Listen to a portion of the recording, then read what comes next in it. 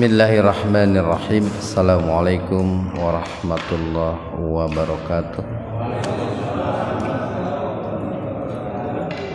Alhamdulillahi rabbil alamin. Nahmaduhu wa nasta'inuhu wa nastaghfiruh wa na'udzu billahi min syururi anfusina wa sayyiati a'malina.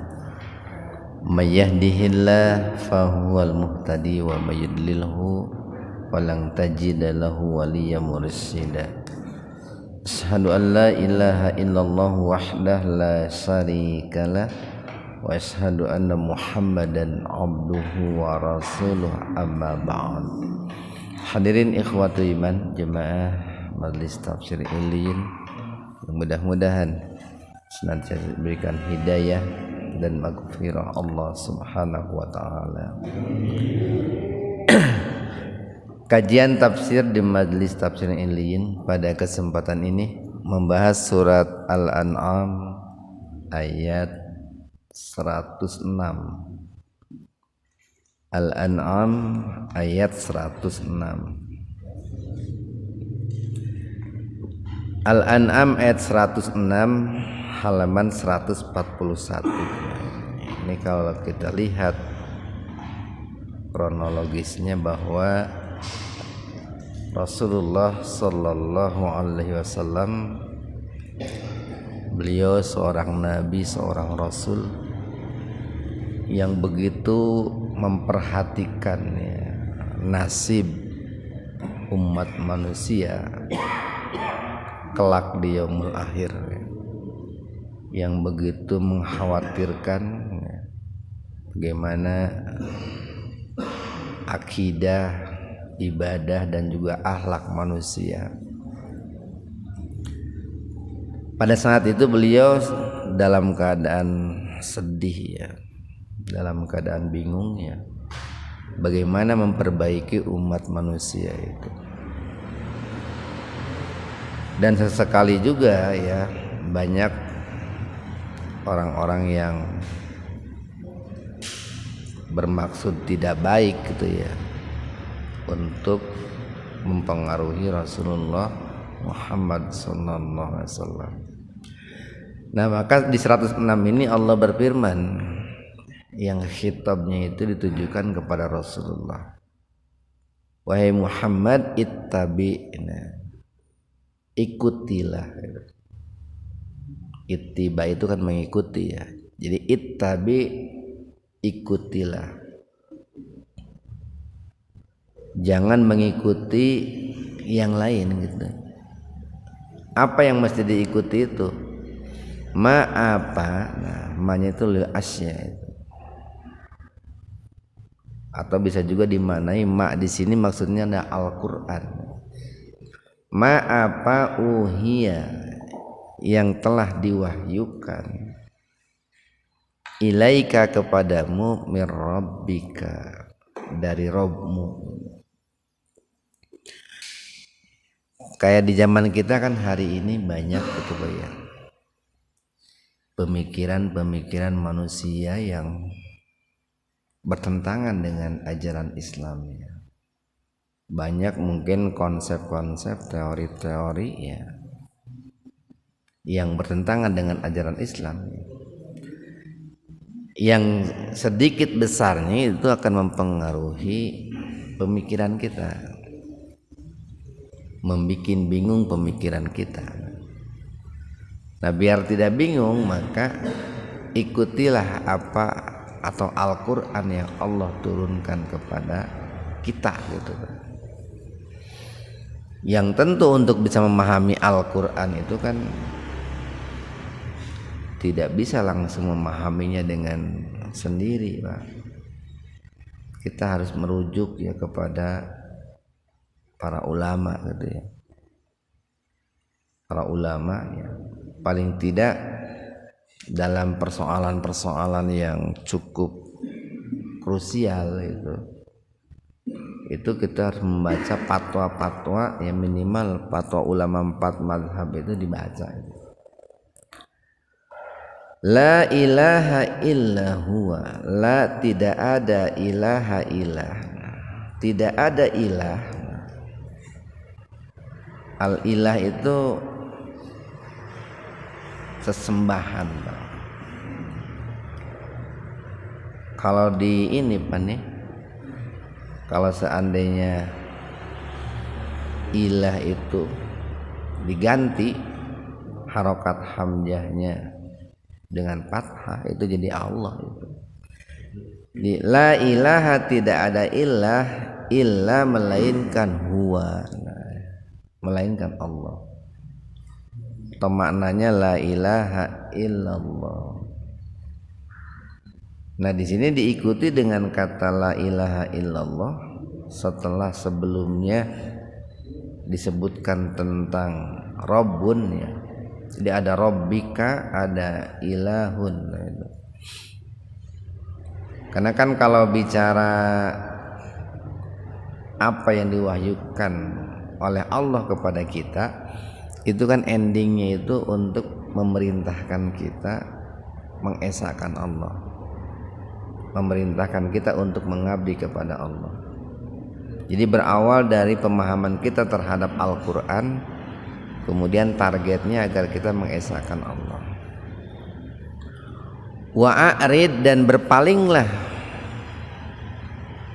anil musyrikin, dari orang-orang yang musyrik. Berpalinglah dari orang-orang yang musyrik. Karena waktu itu kan di masyarakat Mekah itu arus pemikiran yang berkembang gitu, atau yang mendominasi Mekah itu orang-orang musyrik, Pak. Jadi Mekah itu pernah jatuh dikuasai oleh orang-orang musyrik. Ka'bah itu dibangun oleh seorang ahli tauhid, Nabi Ibrahim, yang mengesahkan Allah. Tapi dalam perkembangannya pernah juga dikuasai oleh orang-orang musyrik. Di zaman Abu Jahal, Abu Lahab itu kan orang-orang musyrik.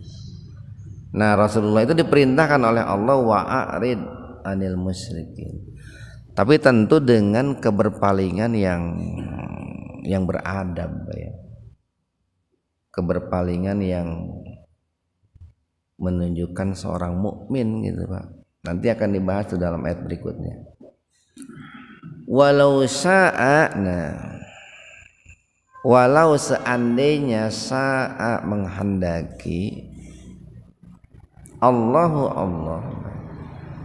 seandainya Allah itu mau gitu atau menghendaki, ma asyraku, maka mereka tidak akan mensekutukan Allah. Seperti begini, seandainya Allah itu mau, maka seluruh manusia itu akan beriman gitu. Seandainya Allah itu menghendaki, maka mereka itu tidak akan menjadi orang musyrik. Nah, cuman kan manusia itu makhluk ikhtiari, Pak.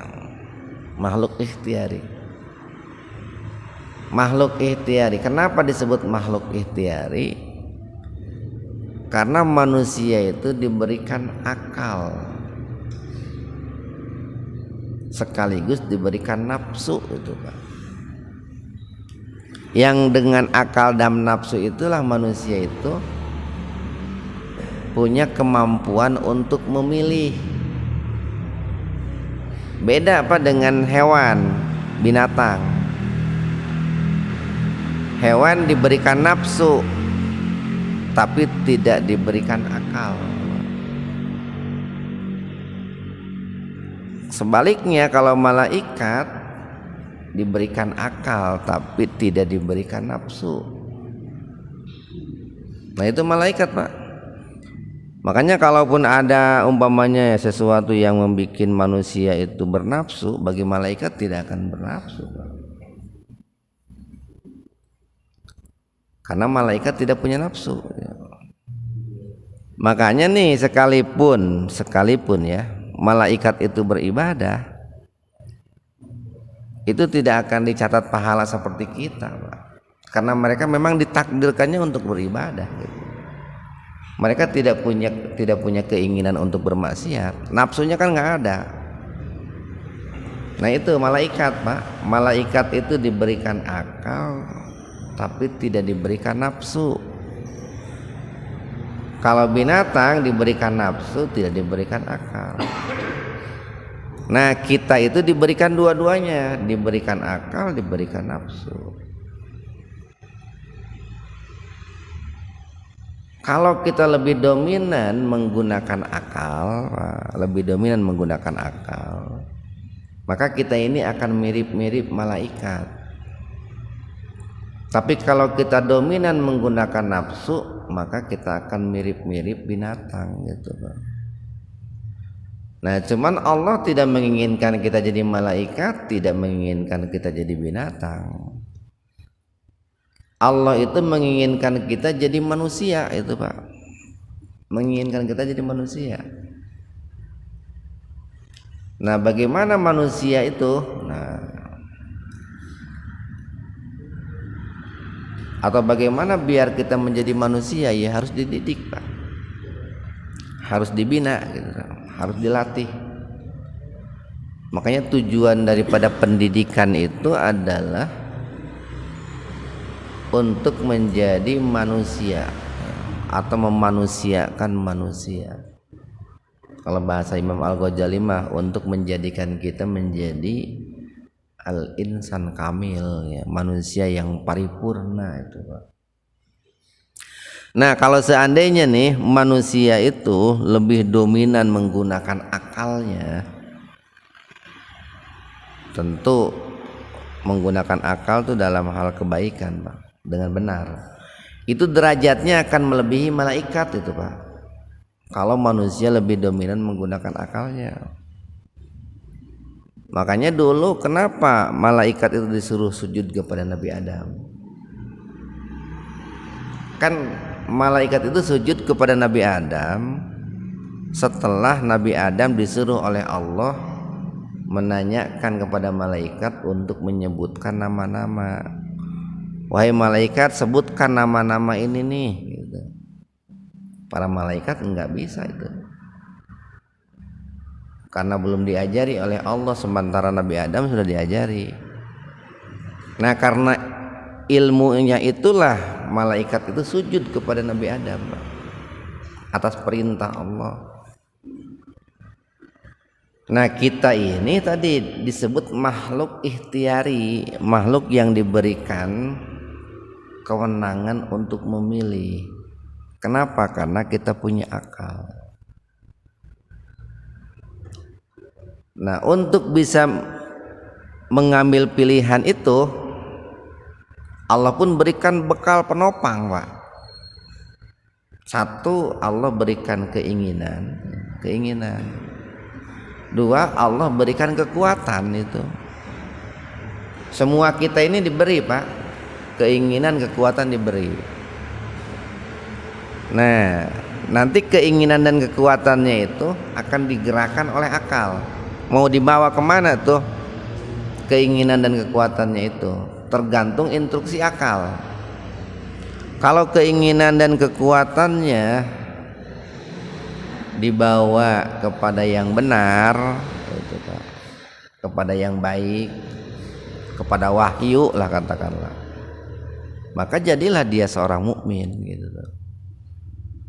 Tapi kalau keinginan dan kekuatannya dibawa kepada keburukan atau dia memilih yang buruk, maka dia jadilah seorang kafir atau seorang musyrik gitu, Pak. Berarti seseorang ketika beriman itu pilihannya, Pak. Seseorang itu beriman pilihannya.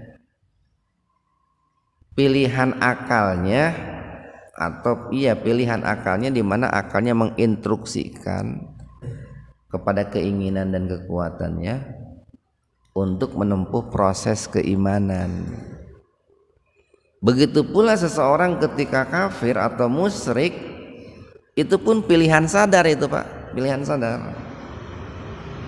Akan memerintahkan kepada keinginan dan kekuatannya untuk menempuh hal-hal yang menjadikan dirinya kafir atau musyrik.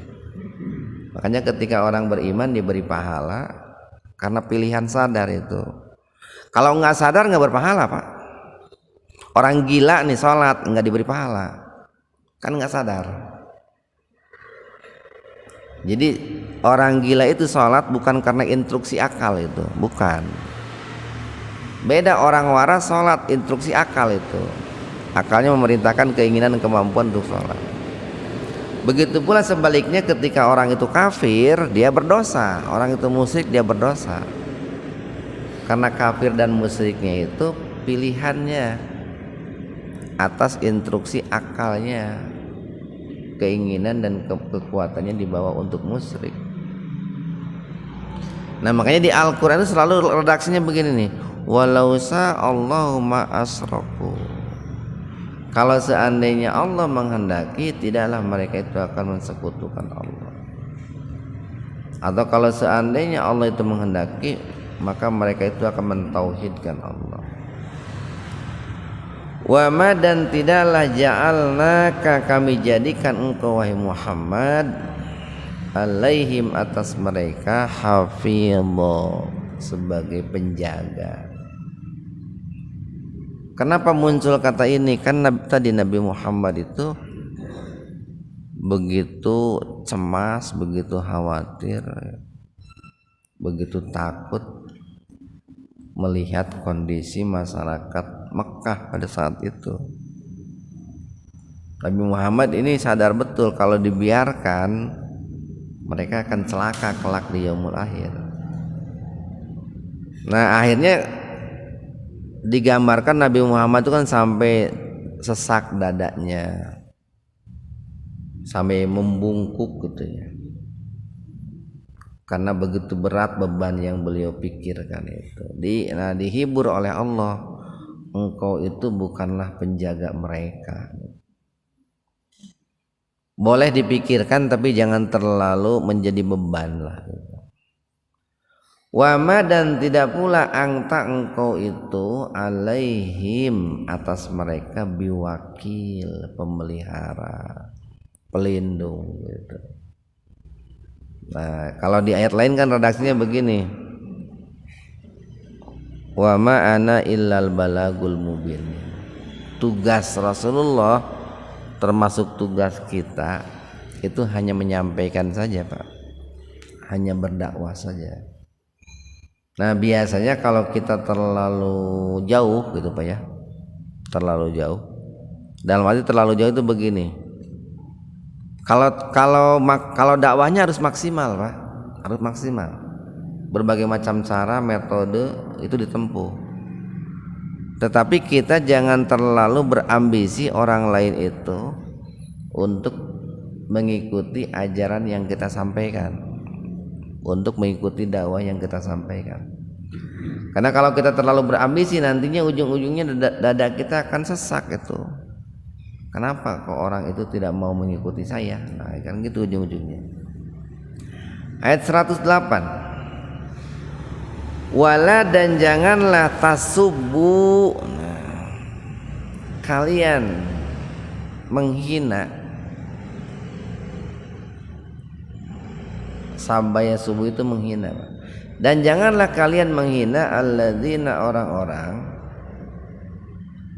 yad'una yang menyeru, yang berdoa, yang bersyukur min dunillah kepada selain Allah. Kenapa? Alasannya payasubbu, maka nanti mereka akan menghina, akan meremehkan Allah adwan. Adwan itu kan musuh. Dengan permusuhan, dengan berlebihan, bighairi ilmin, tanpa ilmu. Ini hampir mirip redaksinya itu begini.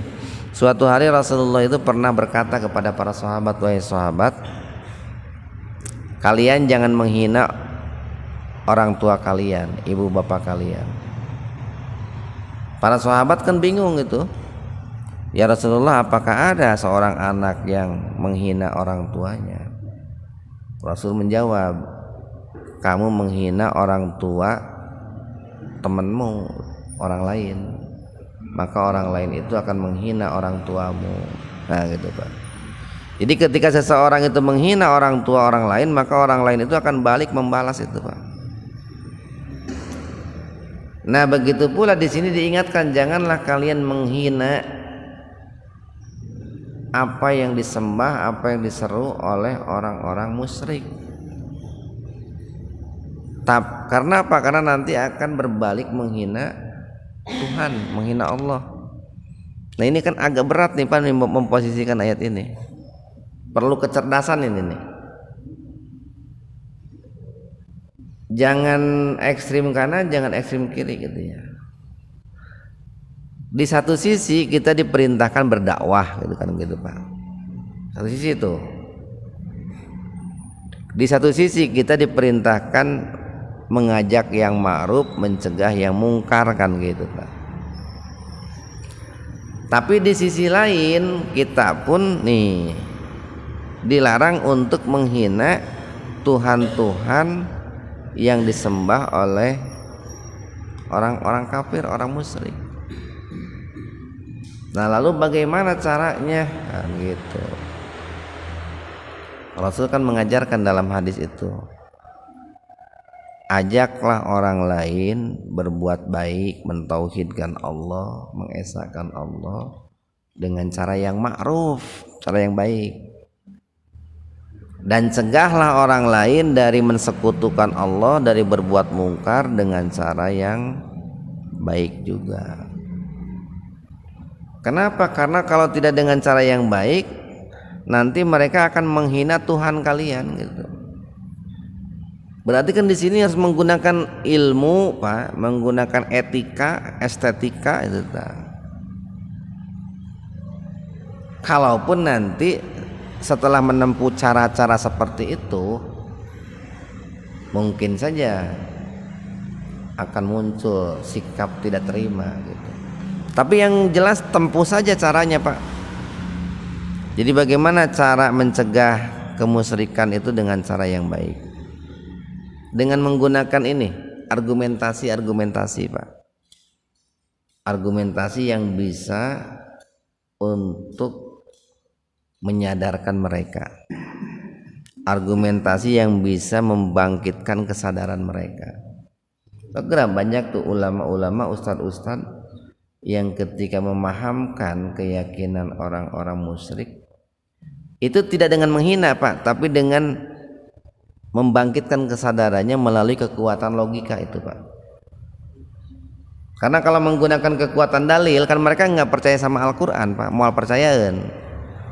Awalnya itu mereka harus dibangkitkan dengan kekuatan logika. Atau mungkin mereka disadarkan dengan kitab suci mereka Pak gitu Pak. Ini untuk menyadarkan orang Yahudi, ya angkat saja Taurat Pak, dalil dari Taurat gitu Pak. Untuk menyadarkan orang Nasrani, angkat saja dalil dari Injil gitu. Nah, ketika mereka itu diberikan penjelasan melalui kitab suci mereka dengan argumentasi yang bagus, nah itu akan lebih mudah untuk menyadarkan mereka. Jadi kalau dengan cara menghina itu tidak akan diterima, Pak. Lamun ieu manaonnya? Lamun orai mah bakal malikan Pak, bakal malikan. Nah kumaha supaya tong malikan? Kan jadi lamun geus malikan kan ujung-ujungnya menghina Allah itu, ujung-ujungnya itu. Kadzalika demikianlah, zayyana kami menghiasi, likulli untuk tiap-tiap umatin umat, amalahum amal mereka. Jadi begini nih, ini di sini juga harus punya kecerdasan untuk memahami kalimat kadzalika zayyana likulli ummatin amalahum. Ini bukan berarti kita membenarkan keyakinan orang kafir, orang musyrik, bukan. Kayak begini, di Al-Quran itu ada redaksi zuyyina linnasi hubbus syahawat minan nisa wal banin dan seterusnya. Kami jadikan indah dalam pandangan manusia itu kecintaan terhadap wanita, anak-anak, harta kekayaan, nah gitu kan. Jadi Allah itu memberikan bekal nih manusia itu yang namanya nafsu, Pak. Dengan nafsu itu manusia punya rasa cinta gitu, Pak. Tetapi rasa cinta itu harus dibimbing, dikendalikan. Bagaimana mencintai seorang perempuan kan dibimbing itu. Bagaimana mencintai harta, bagaimana mencintai keturunan itu dibimbing. Sama mencintai amal pun dibimbing. Jadi orang nih, setiap orang Pak, siapapun itu akan mencintai pekerjaannya. Pasti mencintai pekerjaannya, mencintai karyanya. Ketika pekerjaannya, karyanya dihina orang, tidak akan terima. Kayak begini, istri bapak-bapak masak gitu, menurutnya mungkin saja pasakannya itu mantap, itu bagus, inginnya dipuji oleh suami, itu inginnya, tapi kemudian dihina gitu, pasti kan malikan punung gitu, Pak. Mal panggian gending ke masuk peneangan sorangan gitu. Nah, lalu bagaimana nih caranya biar orang itu gitu ya, biar seseorang itu tidak tersesat dalam amal mereka, dalam perbuatan mereka. Tentu kan dibimbing oleh wahyu. Jadi orang musyrik itu akan menganggap indah kemusyrikannya, akan menganggap indah itu, Pak. Jangan dikira orang musyrik tidak menganggap indah. Sama halnya seperti kita, orang-orang yang mengesahkan Allah, orang beriman menganggap indah kita mentauhidkan Allah. Makanya orang-orang yang melakukan ibadah-ibadah yang tidak sesuai dengan sunnah Nabi itu kan ada yang sampai berani melukai diri gitu ya. Ada yang sampai berani menukar pasangan kan gitu. Menukar pasangan gitu. Ada yang sampai berani segala macam, Pak. Kenapa? Karena mereka menganggap bahwa perbuatan mereka itu indah. Nah, tetapi ketika keindahan itu dalam kesesatan, bukan berarti itu takdir Allah, bukan. Cuman mereka diberikan bekal oleh Allah berupa nafsu, tapi salah menggunakan nafsunya gitu, Pak. Salah menggunakan nafsunya. Jadi jangan begini, kenapa kok kamu itu musyrik? Ya ini kan saya dijadikan kemusyrikan ini indah oleh Allah, berarti Allah menghendaki saya musyrik. Jangan begitu jawabannya. Itu salah dalam menggunakan bekal nafsu yang diberikan oleh Allah. Ibarat begini, seorang anak diberikan jajan, uang jajan nih, sehari 50.000 oleh orang tuanya. Itu kan bekal tuh dari orang tua. Orang tua itu enggak menghendaki anaknya beli miras itu, Pak. Tapi orang tua memberikan bekal 50.000 itu untuk ongkos mungkin, untuk sarapan, untuk jajan. Tapi anaknya malah beli miras. Nah, ketika ditanya kenapa kamu beli miras, ya kan saya diberikan bekal sama orang tua, berarti boleh beli miras. Enggak begitu juga. Sama, Allah pun berikan nafsu kepada kita. Lalu ketika ditanya kenapa kamu itu berbuat musyrik, ya kan Allah berikan nafsu, berarti boleh berbuat musyrik. Enggak bisa begitu. Allah berikan nafsu kepada saya, berarti saya boleh berzina. Enggak bisa begitu. Itu salah dalam penempatan, dalam penggunaan. Nah, sama sebetulnya nih orang-orang muslim, orang-orang kafir pun itu sebetulnya mereka akan menganggap indah apa yang mereka kerjakan. Nah, dikarenakan menganggap indah, maka dalam berdakwahnya itu, dalam mengajaknya itu, di situ kita harus menggunakan kekuatan logika, kekuatan argumentasi, Pak. Kalau kepada orang kepada orang muslim Pak ya, kekuatan dalil lah mungkin Pak. Ini dalilnya, ini ayatnya, ini hadisnya, sampaikan dengan benar, dengan cara yang benar, itu akan lebih nerima itu. Ayatnya ada, hadisnya ada, tapi kalau disampaikannya dengan tidak benar, tidak akan diterima itu. Sokwe pamajikan salah papatahan ke orang, tapi momennya tidak tepat, caranya tidak tepat, malikan itu Pak. Jadi walaupun benar, lakukan dengan cara yang benar. Kalau kepada orang luar muslim menggunakan Quran tidak akan diterima, kan mereka tidak percaya. Untuk bisa diterima itu harus percaya dulu, maka akan lebih dipercaya atau akan lebih bisa kepada orang luar Islam itu dengan kitab suci mereka atau dengan kekuatan logika itu Pak, dengan cara yang benar juga itu, dengan cara yang baik. Summa kemudian ila rabbihim, kepada Rabb mereka, marji'uhum, akan kembali mereka. Jadi kita orang beriman, orang kafir, orang musyrik, semuanya akan kembali. Ini mengisyaratkan bahwa semua amal, semua pekerjaan, semua perbuatan yang dianggap indah oleh masing-masing orang itu akan dipertanggungjawabkan di hadapan Allah kelak. Siapa yang benar, siapa yang salah.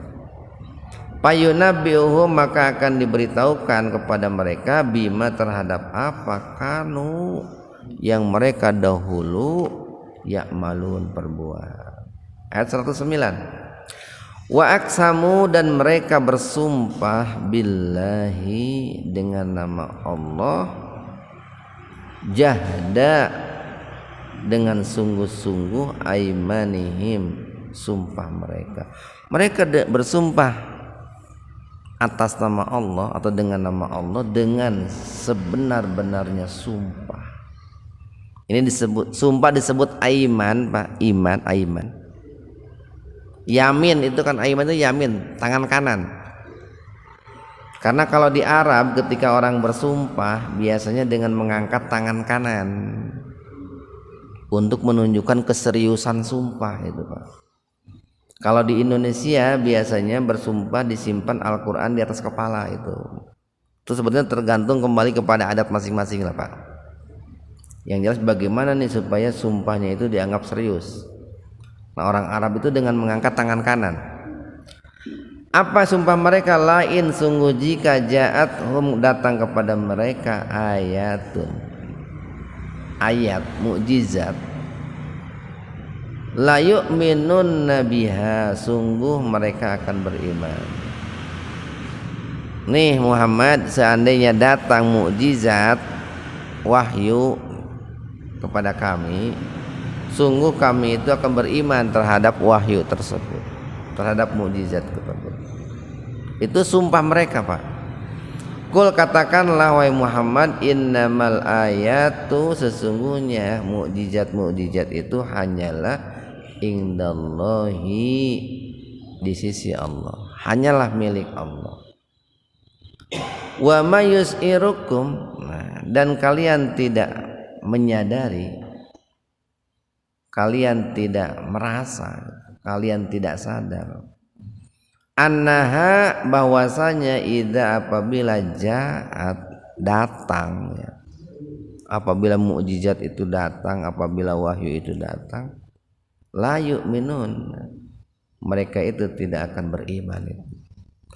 Wa nuqallibu, dan kami memalingkan afidatahum, hati mereka, wa absarahum, dan juga penglihatan mereka, kama, sebagaimana lam yu'minu, mereka tidak beriman, bihi, dengan ayat-ayat Allah itu, awwala marra, untuk pertama kalinya, atau seperti semula lah. Wa nadharuhum, dan kami biarkan mereka fi tughyanihim, dalam kesesatan mereka, ya'mahun, terombang-ambing. Nah, sebagai catatan bagi kita ya tadi, di satu sisi kita perlu berdakwah Pak, menyampaikan al-haq, Dan inti daripada al-haq itu mentauhidkan Allah, Pak. Mentauhidkan Allah, mengesahkan Allah. Tapi di sisi lain kita pun harus mengemas dakwah kita itu dengan cara yang baik, dengan cara yang benar gitu. Agar apa? Agar orang yang didakwahi itu tidak sampai menghina Allah, tidak sampai meremehkan Allah. Nah, kalaupun nanti itu mereka meremehkan Allah, yang penting kan kita sudah menempuh caranya, Pak. Itu berarti kan di luar kuasa kita. Kalau caranya sudah baik, sudah benar, tapi kekeh menghina Allah, meremehkan Allah, itu kan di luar tanggung jawab dan kuasa kita. Subhanakallahumma bihamdika asyhadu an la ilaha illa anta astaghfiruka wa atubu ilaik. Assalamualaikum warahmatullahi wabarakatuh.